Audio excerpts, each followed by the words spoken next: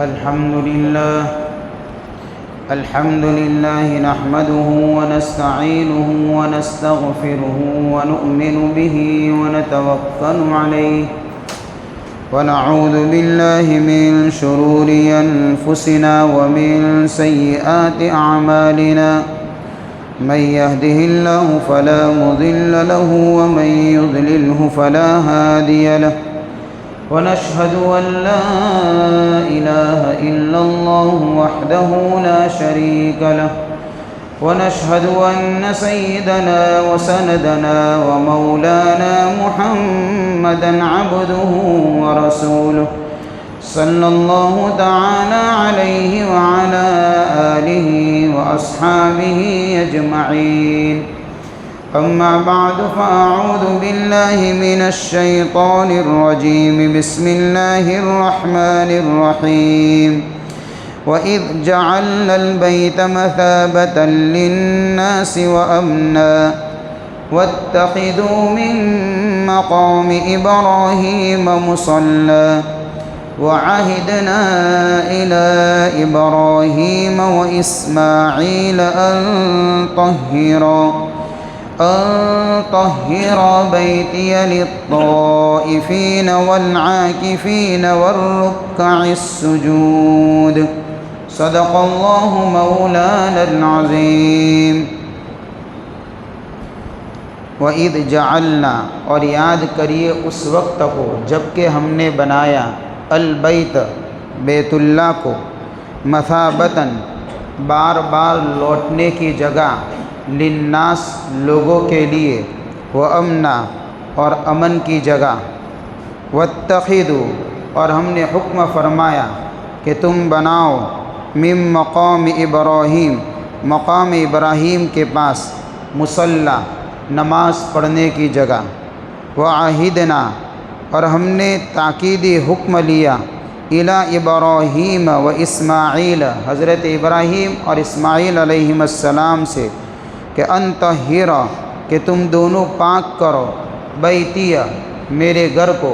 للطائفین طواف کرنے والوں کے لیے والعاکفین اور اعتکاف کرنے والوں کے لیے والرکع السجود اور رکوع سجود کرنے والوں کے لیے یعنی عبادت کرنے والوں کے لیے۔ یہ ہے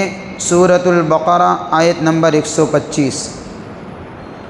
اس کے اوپر کی آیت کے اندر ہم جانتے ہیں کہ حضرت ابراہیم علیہ السلام کی امامت کا ذکر فرمایا تھا اور آپ کی فضیلت کا ذکر تھا۔ اب اس آیت کے اندر قبلہ ابراہیمی کا ذکر فرما کر اہل کتاب کو یہ بتانا مقصود ہے کہ یہ وہ عظیم گھر ہے اور یہ انتہائی احترام والا یعنی مکان ہے، بیت اللہ ہے کہ جس کی طرف نبی آخر الزماں صلی اللہ علیہ وسلم اور اس طریقے سے دیگر یعنی کہ نبیوں کو ماننے والے جتنے بھی لوگ آئے اکثر انہوں نے بیت اللہ کی طرف رخ کر کے جو نماز پڑھی، اس کا احترام یہ ہے کہ اس کو بنانے والے حضرت ابراہیم علیہ السلام اور ان کے بیٹے حضرت اسماعیل علیہ السلام ہیں۔ لہذا تم بھی اگر نبی آخر الزماں کو ماننے والے ہو تو تم کو اس قبلے کی عظمت اور فضیلت کو ماننا پڑے گا۔ چنانچہ اللہ فرماتے ہیں وَإِذْ جَعَلْنَا الْبَيْتَ اور ہم نے بنایا بیت اللہ کو، یعنی حضرت ہاجرہ علیہ السلام اور حضرت ابراہیم علیہ السلام کو جب حضرت اسماعیل علیہ السلام کو جب حضرت ابراہیم علیہ السلام نے اس جگہ کے اوپر یعنی مکہ کی غیر ذی زرع آبادی کے اندر جب چھوڑ دیا، جس وقت بیت اللہ بنا ہوا نہیں تھا، تعمیر کی شکل میں صرف نشانات موجود تھے، وہیں بسے آہستہ آہستہ لوگ بستے چلے گئے۔ پھر ایک وقت آیا کہ حضرت ابراہیم علیہ السلام کو حکم ہوا کہ آپ اور آپ کے بیٹے یعنی باپ بیٹے مل کر اب بیت اللہ کو بنائیں گے، یعنی میرے گھر کی تعمیر کریں گے۔ چنانچہ روایتوں میں آتا ہے کہ ایک مرتبہ حضرت ابراہیم علیہ السلام اپنے بیٹے حضرت اسماعیل علیہ السلام کو ملنے کے لیے مکہ تشریف لائے، کیونکہ وہ تو چھوڑ کر چلے گئے تھے حضرت ابراہیم کو۔ تو تو اپنے بیٹے کی ملاقات کے لیے مکہ مکرمہ میں تشریف لائے تو حضرت اسماعیل علیہ السلام ایک درخت کے نیچے بیٹھے تیر بنا رہے تھے۔ تو حضرت اسماعیل علیہ السلام کی جب نظر پڑی حضرت ابراہیم کے اوپر تو باپ کے احترام کے اندر کھڑے ہو گئے، ملاقات کی۔ اس کے بعد حضرت ابراہیم علیہ السلام نے اپنے بیٹے اسماعیل سے کہا کہ بیٹا ایک کام ہے اور اللہ کا حکم ہے، کیا تم اس کام کو کرنے کے لیے تیار ہو؟ تو حضرت اسماعیل علیہ السلام نے کہا کہ بالکل، یعنی میں تیار ہوں، صرف آپ حکم فرمائیں، میں ہمیشہ آپ کا قدم قدم ساتھ میں چلتا رہوں گا۔ چنانچہ حضرت ابراہیم علیہ السلام نے جہاں بیت اللہ ابھی تعمیر کی شکل میں موجود ہے، وہ ٹیلے کی شکل میں تھا، اس ٹیلے کے اوپر اشارہ کر کے کہا کہ یہاں پر اللہ کا گھر بنانا ہے۔ تو اس طریقے سے باپ اور بیٹے نے مل کر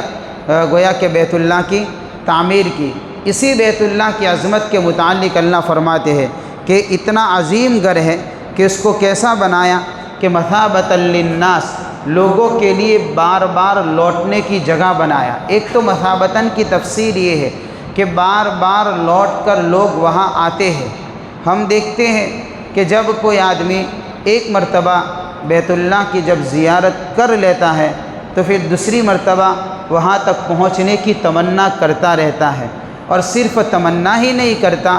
بلکہ اگر ایک مرتبہ اس کی زیارت ہو گئی تو دوسری مرتبہ اس کے دل میں اس کی زیارت کا شوق پہلے کے مقابلے میں زیادہ بڑھ جاتا ہے۔ یعنی وہ انتہائی نورانیت والا گھر ہے۔ جیسے جمعہ کا دین شہر کے اجتماع کا دین ہے، اور اس طریقے سے عیدین کا دین شہر کے اجتماع کا دین ہے، اس طریقے سے بیت اللہ ایک ایسی جگہ ہے جہاں عالمی اجتماع ہوتا ہے، اور پورے عالم کی عبادت، گویا کہ لوگ اطراف عالم سے آ کر وہاں عبادت کرتے ہیں، تو وہاں عالمی نورانیت محسوس ہوتی ہے۔ اتنے سارے لوگ مختلف ممالک سے مختلف جگہوں سے آئیں گے، جس میں کتنے اللہ کے نیک بندے ہوتے ہیں۔ اب ایسے پاکیزہ اجتماع کے اندر جب بندہ ایک مرتبہ جا کر آتا ہے تو پھر دوسری مرتبہ جانے کی صرف طلب ہی نہیں ہوتی، بلکہ اس طلب کے اندر اور زیادہ بڑھوتری ہو جاتی ہے، زیادتی ہو جاتی ہے، شوق اور زیادہ بڑھ جاتا ہے کہ کیسے موقع ملے کہ میں بار بار اس بیت اللہ تک پہنچوں۔ چنانچہ روایتوں میں آتا ہے کہ جب کوئی آدمی وہاں گیا ہو اور جب وہاں سے نکلے تو یہ دعا ضرور کر کے نکلے کہ اللہ یہ میرا سفر آخری سفر نہ بنا، بلکہ بار بار یہاں تک پہنچنے کی مجھے سعادت عطا فرما۔ یہ ایسے یعنی بار بار لوٹنے کی جگہ ہے۔ ہم نے دیکھا ہوگا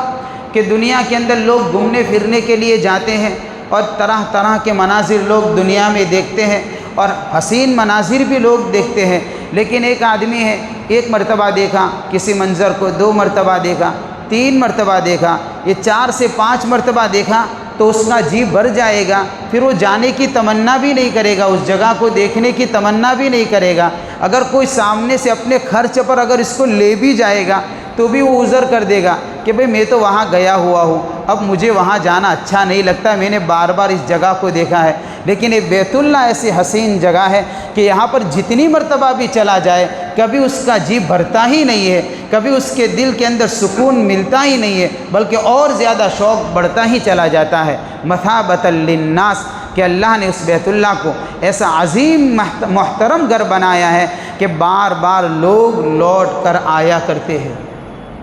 ایک تفسیر تو یہ ہے۔ دوسری تفسیر یہ ہے مثابۃ للناس، یعنی ثواب کی جگہ بنایا ہم نے، ثواب حاصل کرنے کی جگہ۔ اگر یہ تفسیر اور یہ معنی مراد لو تو بھی صحیح ہے، اس لیے کہ وہاں پر ایک ایک نیکی کا ثواب 1 لاکھ کے برابر ملتا ہے۔ چنانچہ روایتوں میں آتا ہے کہ اگر حرم کے اندر کوئی 1 نماز پڑھے گا تو 1 لاکھ نمازوں کے برابر ثواب ملے گا، اور اگر کوئی با جماعت نماز پڑھے گا تو 27 لاکھ نماز کے برابر اس کو ثواب ملے گا۔ اب اندازہ تو لگائیں، حرم کی 1 نماز با جماعت 27 لاکھ کے برابر، اگر اکیلا پڑھ رہا ہے تو 1 لاکھ کے برابر۔ ایک قرآن کی آیت پڑھی، 1 مرتبہ پڑھی، 1 لاکھ مرتبہ قرآن کی آیت پڑھنے کے برابر ثواب ہو جائے گا۔ ہم حساب تو لگائیں، ہم صرف 1 مرتبہ سبحان اللہ کہا، 1 لاکھ مرتبہ سبحان اللہ کے برابر ثواب ہو جائے گا۔ 1 مرتبہ استغفار پڑھا، 1,00,000 مرتبہ استغفار کے برابر ثواب ہو جائے گا۔ 1 مرتبہ طواف کیا 1,00,000 مرتبہ طواف کرنے کے برابر طواف ہو جائے گا۔ 5 منٹ کی دعا کی 1,00,000 مرتبہ دعا کرنے کے برابر ثواب ہو جائے گا۔ وہاں پر اعمال کا وزن اس طریقے سے گویا کہ بڑھ جاتا ہے۔ یہ ثواب حاصل کرنے کی جگہیں ہیں، لیکن بہت افسوس کے ساتھ میں کہنا پڑتا ہے کہ لوگ وہاں جا کر بھی نماز باجماعت کی پابندی نہیں کرتے ہیں۔ اتنا بڑا عظیم ثواب خود کھو دیتے ہیں، ہاتھ سے ضائع کرتے ہیں۔ کہاں گئے تھے؟ حج کے لیے گئے تھے، نماز جماعت سے پڑھی کہ دیر ہو گئی تھی، یہ ہو گیا تھا، یہ عذر تھا، نہیں جا سکے۔ ارے بھئی آپ گئے تھے اسی کے لیے، تو آپ اس کے اندر بھی آپ کی دیر ہو جاتی، اس میں بھی نماز جماعت سے پڑھنے کا وقت نہیں ملتا۔ ارے یہ تو ایک ایک نیکی کو حاصل کرنے کا موقع ہے، اتنے ساری نیکیوں کو اس طریقے سے ہم ضائع کر دیں؟ ہاں آج ہو رہا ہے ایسا، ثواب کی جگہ بنایا ہے اللہ نے، لیکن حال کیسا ہے؟ ایک دوسری روایت میں آتا ہے کہ اگر کوئی بندہ طواف کرتا ہے تو اس کے گویا کہ طواف کے ہر قدم کے اوپر، ہر قدم کے اوپر جو بھی قدم اٹھاتا ہے یا رکھتا ہے، ہر قدم کے اوپر اللہ اس کا ایک گناہ معاف فرماتے، ایک نیکی لکھی جاتی ہے۔ 7 چکر طواف کے ہوتے ہیں، اور طواف کے 7 چکر کوئی مطاف کو اتنا چھوٹا نہیں ہے کہ ابھی لگ جائیں گے، ہاں وہ پورا مطاف اتنا بڑا ہے۔ اب اس کے 7 چکر کے ہم کبھی اندازہ لگا سکتے کہ وہ قدم کتنے زیادہ ہوں گے؟ اب اسی چکر کے اندر کتنے گناہ معاف ہوئے، کتنی نیکیاں لکھی گئی، تو ثواب کی جگہ بنایا اس کو اللہ نے۔ یہ دوسری تفسیر بھی ہو سکتی ہے اس کی۔ وَأَمْنَا، اور کیسا بنایا؟ دوسری خصوصیت یہ ہے کہ اس کو امن کی جگہ بنایا، اس لیے روایتوں میں آتا ہے کہ وَمَن دَخَلَ، بلکہ قرآن کی آیت میں بھی ہے وَمَن دَخَلَهُ كَانَ آمِنًا، کہ جو حرم کے اندر داخل ہو گیا وہ امن والا ہو گیا۔ لہذا کسی کو حرم کے اندر تکلیف پہنچانا، مارنا، قتال کرنا، جنگ کرنا، حتیٰ کہ کوئی اپنے باپ کے دشمن کو بھی دیکھ جائے تو بھی اس کے لیے مارنا صحیح نہیں ہے۔ اس کو مجرم ہے تو بھی اس کو وہاں نہیں مار سکتے۔ حرم کے جانوروں کا شکار کرنا صحیح نہیں، اس کی گھاس کو کاٹنا صحیح نہیں ہے۔ روایتوں میں آتا ہے اللہ کے نبی صلی اللہ علیہ وسلم نے فرمایا کہ حرم کے اندر کوئی آدمی ہتھیار لے کر نہ گھومے، ہتھیار لے کر نہ گھومے، یہ امن کی جگہ ہے۔ ایک دوسری روایت میں آیا کہ اللہ کے نبی صلی اللہ علیہ وسلم نے فرمایا کہ اللہ نے اس مقدس جگہ کو، اس حرم کو قیامت تک کے لیے اس کی حرمت کو قائم کر دیا ہے۔ صرف دین کے تھوڑے حصے میں میرے لیے قتال حلال کیا گیا تھا، دین کے تھوڑے سے حصے میں میرے لیے قتال حلال تھا، اس کے بعد پھر اس کو بھی ختم کر دیا گیا، اب اس کی حرمت قیامت تک باقی رہے گی۔ اب سوال یہ ہے کہ وہ دین کا تھوڑا سا حصہ وہ کون سا حصہ تھا کہ جس میں اللہ کے نبی کو اجازت ملی تھی قتال کی؟ تو وہ فتح مکہ کے دن، جو انتہائی خطرناک دشمن تھے جن کے لیے اعلان ہوا تھا، بس اتنی دیر کے لیے، پھر اس کے بعد پھر سے گویا کہ اس قتال کی ممانعت کو اتار دیا گیا، اور ہمیشہ کے لیے اس میں قتال، جنگ کرنا، لڑائی کرنا، فساد کرنا ہر اعتبار سے گویا کہ منع فرما دیا گیا۔ یہ امن کی جگہ ہے، دنیاوی اعتبار سے تو اس طریقے سے امن کی جگہ ہے، اور اخروی اعتبار سے اس طریقے سے امن کی جگہ ہے کہ جو اس میں داخل ہوتا ہے، عبادتیں کرتا ہے، تو اللہ اس کو آخرت کے عذاب سے امن عطا فرماتے ہیں۔ وَمَن دَخَلَهُ كَانَ آمِنًا، جو اس میں داخل ہوگا اللہ اس کو امن والا بنا دیں گے۔ تو یہ بڑا عظیم یعنی کہ اللہ کا گھر ہے، اس لیے اللہ فرماتے ہیں کہ برکت حاصل کرنے کے لیے کیا کرو کہ وَاتَّخِذُوا مِن مَقَامِ إِبْرَاهِيمَ مُصَلًّى، کہ مقام ابراہیم کے پاس نماز پڑھنے کی جگہ تم بناؤ، یعنی وہاں نماز پڑھو۔ مقام ابراہیم اس پتھر کا نام ہے جس پتھر پر کھڑے رہ کر حضرت ابراہیم علیہ السلام نے بیت اللہ کی تعمیر کی تھی، اور ان کے بیٹے یعنی حضرت اسماعیل علیہ السلام اپنے باپ کی مدد کر رہے تھے، ان کے معین بن کر کام کروا رہے تھے، اور بطور مزدوری کے گویا کہ پتھر وغیرہ اٹھا کر ابا جان کو دے رہے تھے جب بیت اللہ کی تعمیر ہو رہی تھی۔ اور جس پتھر پر حضرت ابراہیم علیہ السلام کھڑے تھے اس پتھر کو اللہ نے بڑا عجیب و غریب بنایا تھا۔ وہ لفٹ کا کام کر رہا تھا کہ اگر ضرورت پڑتی تھی دائیں طرف جانے کی تو پتھر کھسک جاتا تھا،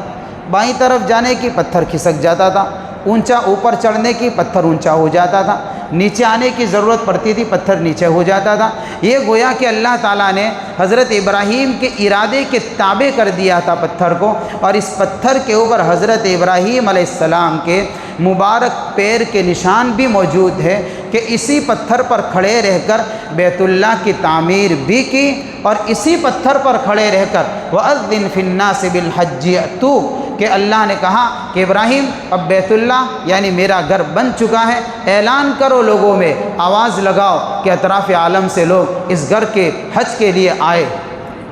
حضرت ابراہیم علیہ السلام نے اللہ سے کہا کہ یا اللہ میری آواز، دنیا اتنی بڑی، میں آواز لگاؤں گا سنے گا کون میری آواز؟ اللہ نے کہا ابراہیم آپ کا کام ہے آواز لگانا، میرا کام ہے آواز پہنچانا۔ جس کی تقدیر میں حج لکھا ہے پشتوں تک اور نسلوں تک وہ لوگ لبیک کہیں گے اور حج کے لیے آئیں گے۔ یہی وہ پتھر ہے کہ جس پتھر کے اوپر حضرت ابراہیم علیہ السلام کے مبارک قدم کے نشانات موجود ہیں۔ حضرت ابراہیم کے نشانات پتھر پر موجود ہے۔ مجھے یہ اس کو ذرا پڑھ کر علامہ اقبال کا ایک شعر یاد آ گیا۔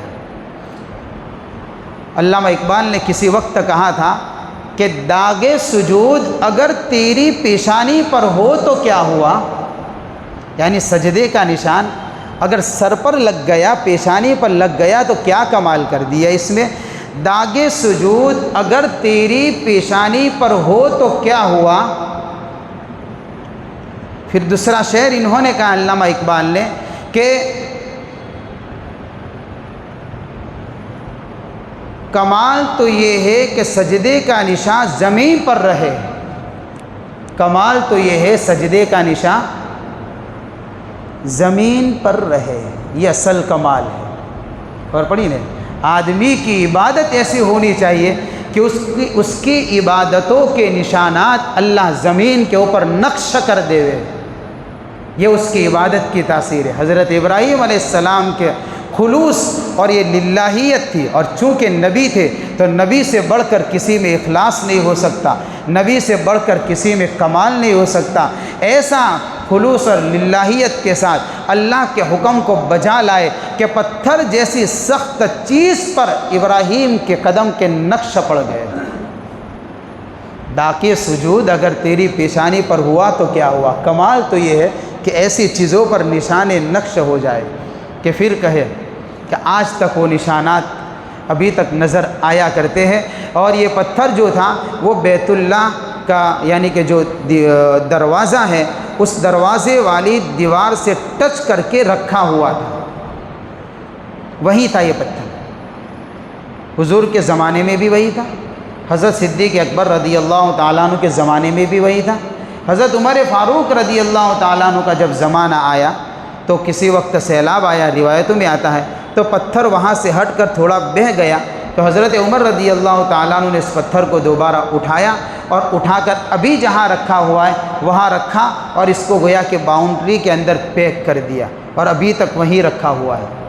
حضرت عمر کی فضیلت کے متعلق آتا ہے کہ جب حضرت عمر رضی اللہ تعالیٰ عنہ مقام ابراہیم کے پاس پہنچے تو اپنے دل کی تمنا کا اظہار کیا رسول اللہ صلی اللہ علیہ وسلم سے کہ اللہ کے نبی صلی اللہ علیہ وسلم یہ بڑا مبارک یعنی کہ پتھر ہے، ہم چاہتے ہیں اس جگہ کے اوپر 2 رکعت ہم نماز پڑھ لیوے۔ تو ابھی تو حکم گویا کہ نہیں اترا تھا، لیکن حضرت عمر رضی اللہ تعالیٰ عنہ کی دل کی تمنا تھی کہ یہ وہ مبارک پتھر ہے جس کے اوپر گویا کہ نبی کے قدم کے نشانات موجود ہیں، لہذا برکت والی جگہ کہیں گے، اس کو بھی نماز پڑھنے کی جگہ بنانا چاہیے۔ تو حضرت عمر کے دل کی تمنا تھی، علماء نے لکھا ہے وَاتَّخِذُوا مِن مَقَامِ إِبْرَاهِيمَ مُصَلًّى، کہہ کر گویا کہ اللہ نے حکم فرما دیا کہ عمر کے دل کی تمنا ہے، لہذا مقام ابراہیم کو نماز پڑھنے کی جگہ بناؤ۔ اب جو بھی آدمی طواف کرے گا مقام ابراہیم کے پاس 2 رکعت واجب الطواف ہے جو پڑھنی ہے، لیکن اگر وہاں گنجائش نہیں ہے تو اگر پاس میں گنجائش نہیں ہے تو تھوڑا دور ہٹ کر بھی پڑھ سکتا ہے، اس کا مطلب یہ نہیں کہ اس کے پاس میں ہی پڑھنا واجب ہے۔ اب چونکہ جو لوگ حج میں جاتے ہیں، جو لوگ عمرے کے لیے جاتے ہیں، تو وہاں پر اب تو عمرہ میں بھی اتنی بھیڑ ہونے لگی، اتنا رش ہونے لگا ہے، اور حج کی تو پھر لاکھوں کتنی بڑی تعداد میں لوگ جاتے ہیں، لاکھوں کی تعداد کے اندر لوگ وہاں حج کے لیے جاتے ہیں۔ اب مقام ابراہیم کو ہم دیکھتے ہیں بیت اللہ سے تھوڑے سے فاصلے پر، اگر وہی نماز پڑھے گا تو وہ نماز نہیں پڑھ سکتا ہے، لہذا اب کیا کرے گا کہ تھوڑا دور ہٹ کر طواف کے بعد جہاں جگہ ملے وہاں جا کر، آگے جگہ ہوتی ہے وہیں جا کر 2 رکعت طواف کی پڑھ لے۔ تو خیر اسی بات کو اللہ نے فرمایا کہ بڑی عظمت والی جگہ ہے، تو برکت حاصل کرنے کے لیے کیا کرو کہ من مقام ابراہیم مصلی، مقام ابراہیم کے پاس نماز پڑھنے کی جگہ کو تم بناؤ۔ آگے اللہ تعالیٰ گویا کہ باپ اور بیٹے یعنی حضرت ابراہیم علیہ السلام اور حضرت اسماعیل علیہ السلام کو ایک تاکیدی حکم فرما رہے ہیں۔ اللہ فرماتے ہیں کہ آپ دونوں یعنی باپ بیٹے مل کر اب کیا کریں گے، اب ذمہ داری یہ ہے کہ بیت اللہ بن گیا، آپ اس میرے گھر کو ہر اعتبار سے پاک اور صاف رکھیں گے۔ ظاہری گندگیوں سے پاک صاف رکھنا ہے، باطنی گندگیوں سے پاک صاف رکھنا ہے۔ کہ کیوں؟ اس لیے کہ اب اس میں اللہ کے بندے آئیں گے، عبادت کرنے والے آئیں گے، طواف کرنے والے آئیں گے، نماز پڑھنے والے آئیں گے، ذکر اذکار کرنے والے آئیں گے، اور اس طریقے سے گویا کہ یعنی کہ اوراد اور وظائف میں مشغول رہنے والے لوگ آئیں گے۔ اب اللہ کے نیک بندے آئیں گے، بڑی پاکیزہ جگہ ہے، اس جگہ کو پاک رکھنے کا حکم دیا گیا۔ کس کو دیا جا رہا ہے؟ انطہرا، یعنی حضرت ابراہیم کو بھی کہا جا رہا ہے، حضرت اسماعیل علیہ السلام کو بھی کہا جا رہا ہے۔ لہذا آج بھی ہم دیکھیں گے حرم کے اندر صفائی کا انتہائی بہتر طریقے سے انتظام ہوتا ہے، آپ کو ایک تنکا نہیں ملے گا، اور جہاں کوئی گرا کہ فوراً اٹھ جاتا ہے، یعنی عجیب و غریب معجزانہ طور پر کام ہوتے ہیں۔ کیسے اتنی بڑی بھیڑ کے اندر پھر بھی مطاف کے اندر پوچھا لگاتے ہیں، طواف چلتا ہے پھر بھی پانی سے صاف کرتے، مطاف کو دھوتے، کوئی ڈسٹرب نہیں، نہ طواف کرنے والے کو ڈسٹرب ہوتا ہے نہ دھونے والے کو ڈسٹرب ہوتا ہے۔ ان کے پاس یہ اللہ کی مدد ہے، پاکی اور صفائی کا تو ایسا انتظام ہے ظاہر اعتبار سے بھی۔ تو یہ حکم ہے گویا کہ بیت اللہ کو کیسا رکھو کہ پاک اور صاف رکھو، ظاہری اعتبار سے اور باطنی اعتبار سے۔ بھئی باطنی اعتبار سے کیسے کہ بھئی وہاں پر اب کفر شرک جائز نہیں ہے، لہذا شرک نہ ہونے پائے، اس باطنی نجاست سے اس بیت اللہ کو پاک کر دیا گیا ہے، لہذا کسی کافر کے لیے بھی وہاں انٹری صحیح نہیں ہے۔ انما المشرکون نجس، مشرکین تو ناپاکی ہوتے، لہذا ایسے دل کے ساتھ میں داخل ہونا جس میں غرور ہو، تکبر ہو، حرص ہو، طمع ہو، ریا ہو، نام و نمود ہو، شہرت ہو، یہ ساری کی ساری دل کی گندگیاں ہیں، دل کی ناپاکیاں ہیں، تو ایسی چیزوں کے ساتھ میں بھی وہاں داخل نہیں ہونا چاہیے، بالکل پاکیزہ بدن کے ساتھ میں داخل ہو۔ پاک جگہ ہے، پاک جگہ پر پاک ہو کر جانا چاہیے۔ جس طریقے سے ظاہر کو پاک کرنا ضروری ہے، اس طریقے سے گویا کہ باطن کو بھی پاک کرنا ضروری ہے۔ اس آیت سے پتہ چلتا ہے کہ جس طریقے سے بیت اللہ کے متعلق حکم ہے کہ اللہ کے گھر کو پاک صاف رکھا جائے، اس طریقے سے عام مساجد کے متعلق بھی یہی حکم ہے کہ ان مساجد کو بھی پاک صاف رکھنے کا اہتمام کیا جائے، اور ان مساجد کے اندر بھی پاکی کا اور صفائی کا مکمل انتظام کیا جائے، اور اس کی ذمہ داری کسی ایک فرد واحد کے اوپر نہیں ہے، بلکہ ہر نماز پڑھنے کے لیے آنے والے نمازی کی اصل تو ذمہ داری ہوتی ہے کہ جہاں کہیں بھی مسجد کے اندر کوئی ایسی چیز نظر آئے اور وہ کام کر سکتا ہے تو خود سے کام اس تنکے کو اٹھا لے، اس کچرے کو اٹھا لے، کسی جگہ پر ڈال دے۔ اب آدمی اس لیے رکھے جاتے ہیں کہ بھئی ایک آدمی ہوگا تو وہ کام کرے گا، صفائی کرے گا اچھی طریقے سے، لیکن کہیں غلطی ہو گئی، کوئی ہم کو کچرا نظر آ گیا تو ہم اس کو اٹھا کر پاک صاف کر لے۔ مسجد کے اطراف کے اندر اگر گندگیاں پڑی ہوئی ہے تو اس کو اٹھانے کی فکریں ہماری ہونی چاہیے۔ اللہ تعالی ہم سب کو کہنے سننے سے زیادہ عمل کی توفیق عطا فرمائے۔ وآخر دعوانا الحمدللہ رب العالمین۔